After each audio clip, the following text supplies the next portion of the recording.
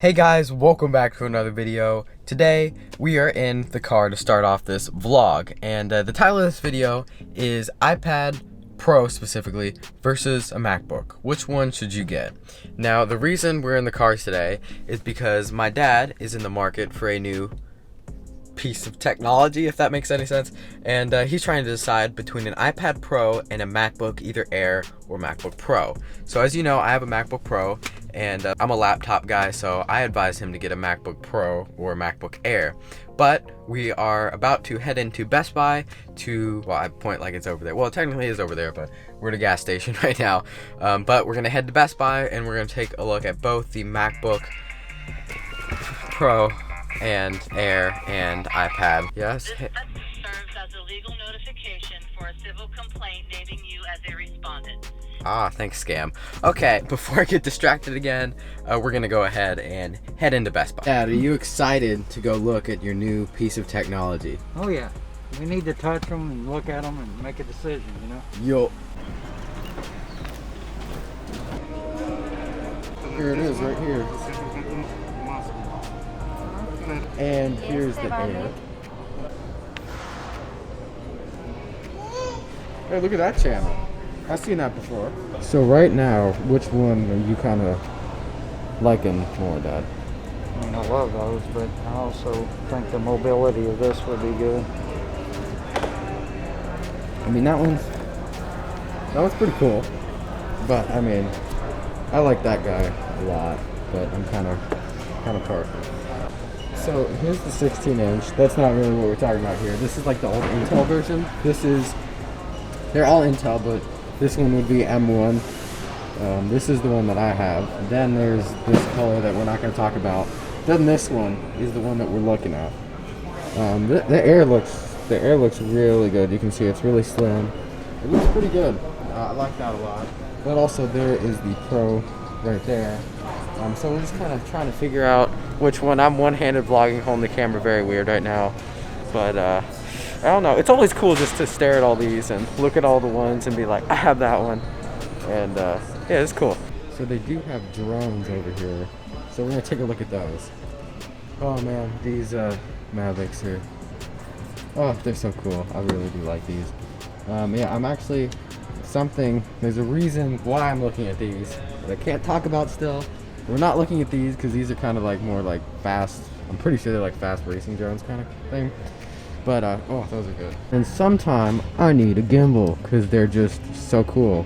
This axis is not moving right now. I think it locks when you turn it off. I have no idea how to turn it on, but because I never used one. But oh my gosh, these are. Oh. All right, let's look at cameras. So here's the ZV-1 they have. It doesn't work, but that's really cool. And I'm kind of thinking about little tiny compact cameras because, as you know, I had a Mark IV and it just broke. This is the Mark 7. Ah, that's so cool. But I do really like the ZV-1. That's really cool. I like that a lot. Oh man, that's cool. First time I've held this, and it has like this little tripod thing that I'm trying to do one-handed, and it's really hard. But yeah, I like the ZV-1 a lot. If I were to get a compact camera, I'd probably do that. Alright, and finally we're going to run through the last cameras they have here. This right here, what is this? Is this the R5? No, this is just the normal R. I actually almost got this one instead of my current camera, the S3, the A7 III. This is the ESR.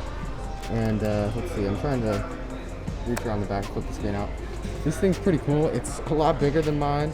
Of course, the lens is like really nice, and I never had this kind of lens. But yeah, this thing's actually really cool in person. I like that.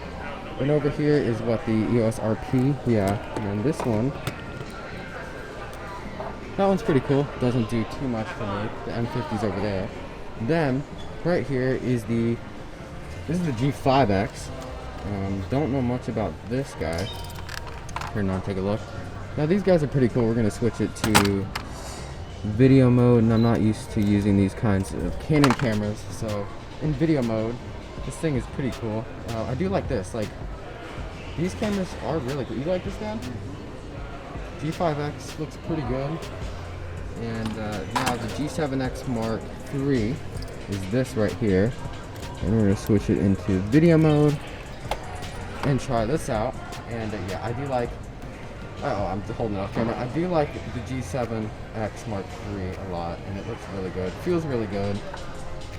And just for kicks, let's look at the Mark II, because that is a classic camera here.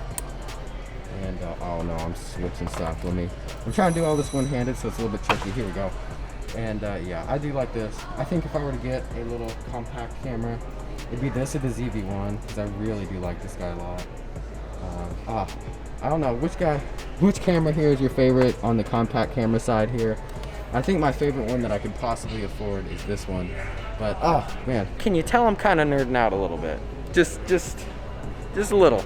And just looking at lenses, like this is the ideal lens, the 16 to 55, because I'm going to be doing some photography and videography that really requires wide angle eventually, so that would be like the one to upgrade to. But yeah, I'm having way too much fun looking at these, just kind of looking like what lenses could I upgrade to eventually. And if I had to choose one out of all these, like this one would be the best one for what I'm going to be doing and for making videos, because it gets you like super wide angle, which is what I'm looking for. First time seeing the PS5 in person. It's really, the only thing I have to say is it's really big. All right, we're at a Best Buy, and we got some Chick-fil-A, so, oh my gosh, great sandwiches. I know you're jealous right now. You're getting hungry as you're watching this. Okay, so we are back, and if you notice, I'm now in like super Florida attire because it is now hot outside. So now it's time to compare the pros and cons of the MacBook Pro right here and the iPad Pro. Now, I don't really have a newer iPad Pro in the boxy style, so we have this iPad. Look at the bezels on that. This is from like, can you see the bezels? Probably not, but this is from like 2012, 2013. So it's super old, but iPad Pro versus MacBook Pro. As you already know, I'm biased on which one I think is better, but I'm gonna go ahead and try to be as non-biased as possible. So first off, we're gonna start off with the pros of the MacBook Pro. And this is gonna get confusing. First of all, it's a touchscreen. It's a tablet, that's super great. And that's Pro 1. You can, I guess you can draw if you like to draw. You can do a lot of that kind of stuff, and a lot of people really like being able to tap the screen and, you know, say I hit Safari, let's go search Craigslist, and that's a big pro of the iPad. That's the biggest pro of the iPad. Another pro is the portability.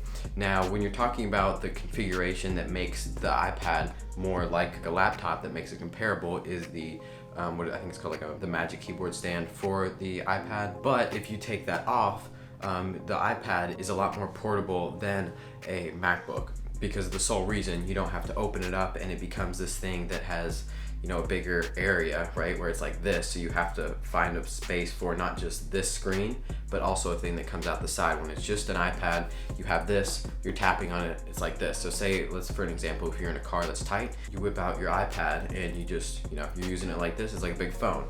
If you whip out your MacBook, it's gonna be now, let's see, this right here, and then it's going to be this big thing that you now have to set on your lap and fit in the car, and it's really annoying to use. So if you are constantly in a car and need a device for that, that's where I would say the iPad Pro definitely shines. And those are about the only two reasons I'd say that you would need an iPad Pro. All the other pros that you could possibly think of go to the MacBook Pro and MacBook Air, because these things are super powerful. They just got the M1 chip in them. I'm super passionate about this, so I can go on for ages. It's just really nice to have the complete device that you can run everything on. The touch bar is nice on the Pro, but not necessary.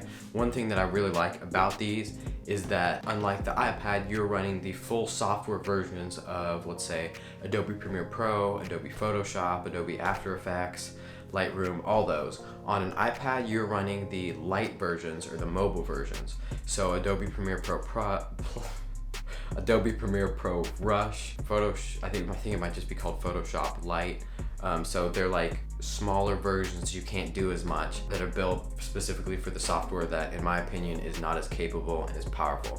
So really, if you are a creator and you're going to be creating videos or editing photos, you'd be fine on the MacBook Pro. But specifically video creation and any like major social media or website design, I would definitely say that the MacBook Pro or MacBook is the way to go. Now, if you're just like Ganma, browsing the internet all the time on shopping services and stuff, then I definitely say an iPad would be great for you, and you probably don't even need the keyboard.